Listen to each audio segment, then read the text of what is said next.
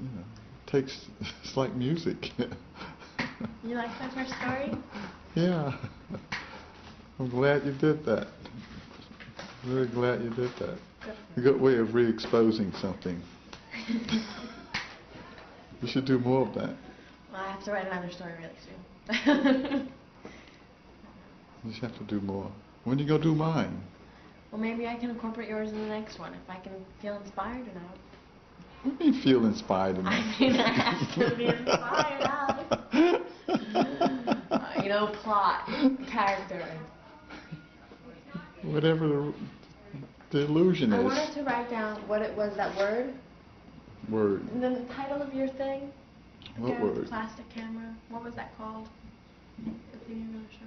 A visual search for truth and materialism? It wasn't imperialism. That was what it was. No. A visual search for truth and materialism. You changed it then. No, I didn't. It was totally imperialism. No. Okay. You keep trying to put it there. You insist on putting it there. Okay, what was it? A visual? A visual search for truth and materialism.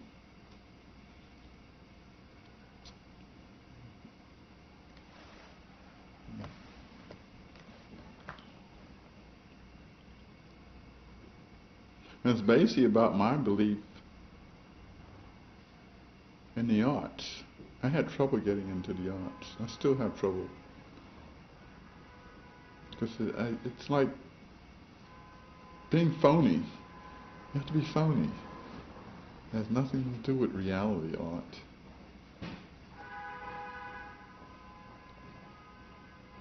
You have to be phony for what? For what? It's not about any kind of, not about truth. Really? Yeah. It's not about truth. It's a lie. Art? Yeah.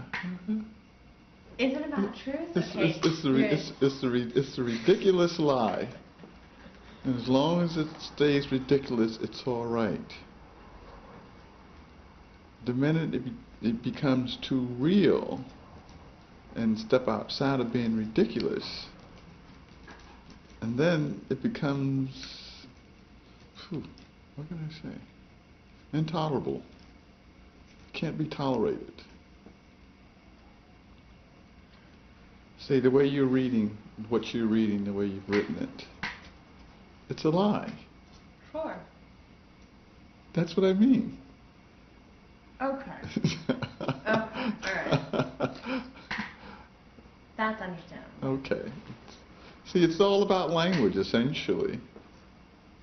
And language, somehow or another, comes very close to the truth. Sure, it's that connection. Right. But in language, you could lie without somebody knowing it. And art, it's always considered a lie, and not dealt with as a truth. So this piece here essentially kind of like goes into that area about what people believe as being true and how they deal with it. There's this guy with this plastic bottles all hooked up together taking people's pictures.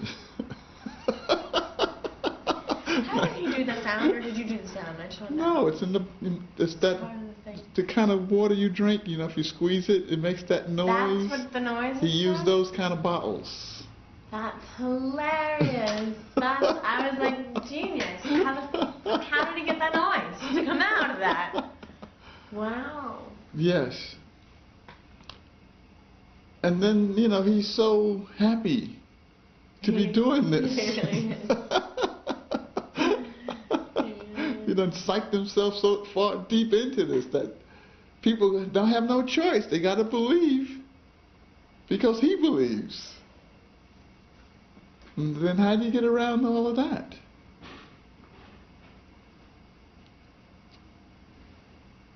And then that came out of the thing with David, essentially, with him kicking the bucket down the street. He comes into the gallery and said, I want you to videotape something. I want to kick the bucket down the street, you know, bucket. He showed me the bucket. What do I know? Because I was essentially getting ready to go out and videotape Rollo. What's wrong? That's the other piece I did with the plastic camera. Oh. Before David showed up. Oh, okay. I had the camera set up to do Rollo. Because I figured he'd be on the street that night. So I was getting everything set up just in case he showed up. And at the point of me setting the camera up, David walks in with this bucket and this woman. I'm looking at this bucket and him and like, what the fuck is going on? Yeah, sure, I can do that. That's easy. Okay. Start kicking the bucket. So we start kicking the bucket up the street, and I just put the camera on and started videotaping, kick the bucket up the street, right? Cross the street, you know, people walking by like, you know, this guy does this every day. You know? Nothing unusual.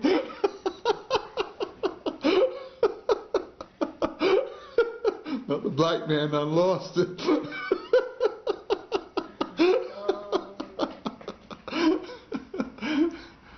Kick it up by the white wall. I want to get him kicking by the white wall, stay off from him, and walk across the street there and try not to get hit by a car. And they came back, we're sitting outside there, and Rollo walks by.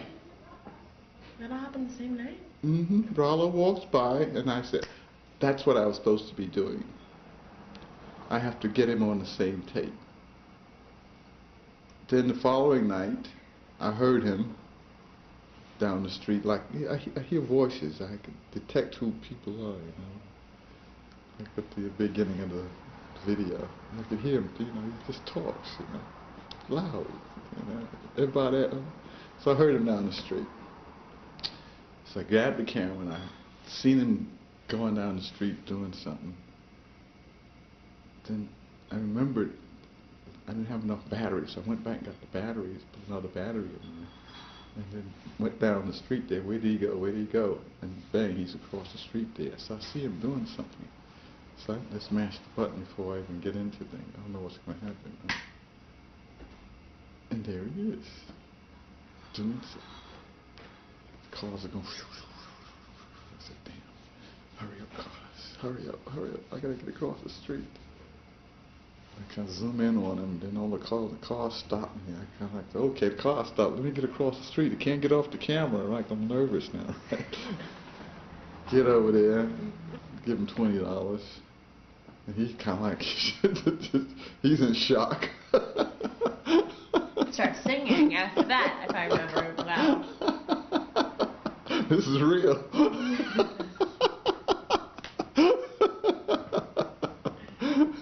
They keep on going, keep on going. So he has to overcome his shock now. Can't see me on camera. He knows I'm the photographer since he walked by that following night, right? And so he goes into his act. I didn't know what was getting ready to happen. I was just curious about him making this piece of thing, you know, how he putting it all together. I got him doing it. Then he broke out and went down the street, like, whoa, zoom out, wide shot, what's going on here?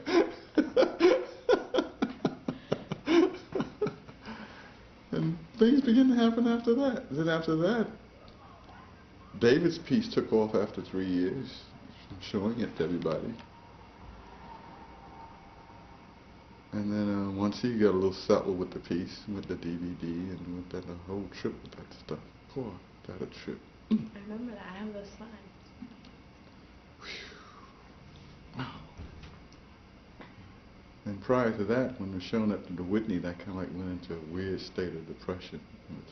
He did or you did? I did.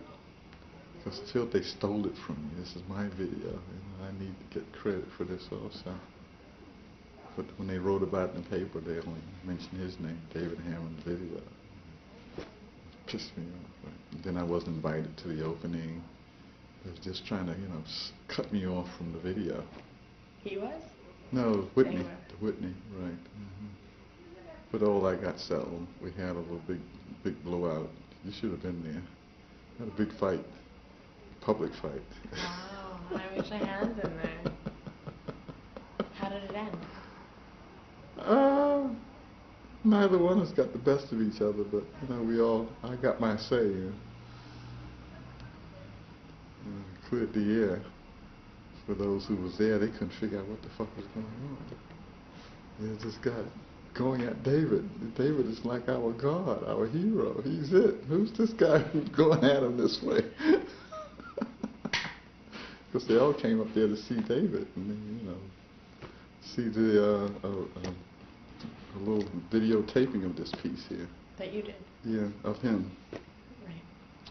But got edited wrong. He got weirded out. Got public about it. I said, okay, you want to go there? Fine. Let's go someplace else besides here. Then we come back here eventually.